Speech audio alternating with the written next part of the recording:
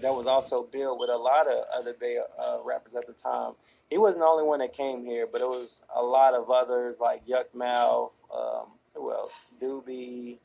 Um, it's a lot of other cats too. I can't really think of everybody, but they had came here on a concert where it was going to be like all the Bay artists, and they're going to do a concert, and they did do the concert, and it wasn't really a good turnout. So Dre just kind of, he stayed in the city, in order to, work, sell verses, move around the town and really connect with different people, because that would be the whole hustle. Because this is at the time when, like, the Bay coming to KC, like, you had rappers that are able to finance their whole life just off Kansas City alone. That's how big the imprint was on in Kansas City was for the Bay. So, he stayed around, did some shows, and got booked for another show.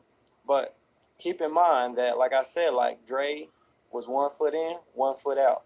So, he connect with, some people, to get off his bag. And the bag that he got off was, to my knowledge of, how it's been brought back to me, that it was a bad bag. Like it wasn't all the way there. I don't know if it wasn't all the way what it said, what it was supposed to be, or it was just like some counterfeit type shit. But either or, they knew that Dre had a show.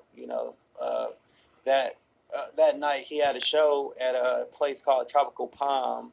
That's over there off. I think that's off of Bannister. I want to say over there, or somewhere in the vicinity of Bannister.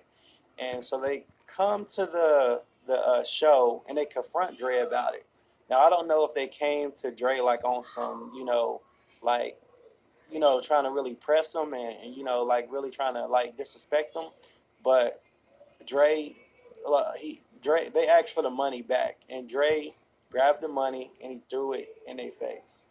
And then like a little shoving mess kind of happened, but it wasn't nothing that happened that was like super crazy where the club had to get shut down. Everything was cool, but Mac Dre, left soon after everything happened and got in the van.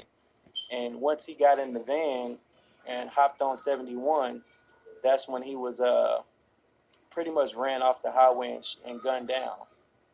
Now that's pretty much the whole story of the Mac Dre situation in KC. It was never no Fat Tone being involved. It was just a bad deal going wrong where somebody felt played, and Mac Dre disrespected some young hitters that were wasn't gonna let that slide, and that's just how that happened.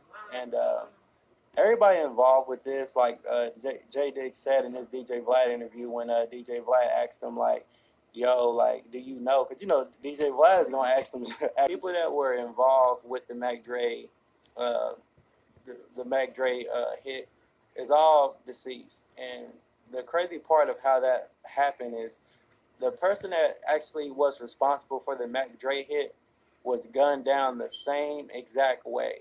And it wasn't, before y'all speculate that it was related to Mac Dre. From my knowledge, from what I was told, it was not related to Mac Dre. It was just like the guy that was involved was a real serious guy, so he was in a lot of serious stuff that was probably even more serious than the Mac Dre situation. So he just met his karma, and that's what it was. But that's pretty much all that, man. I wanted to do this video. I didn't want to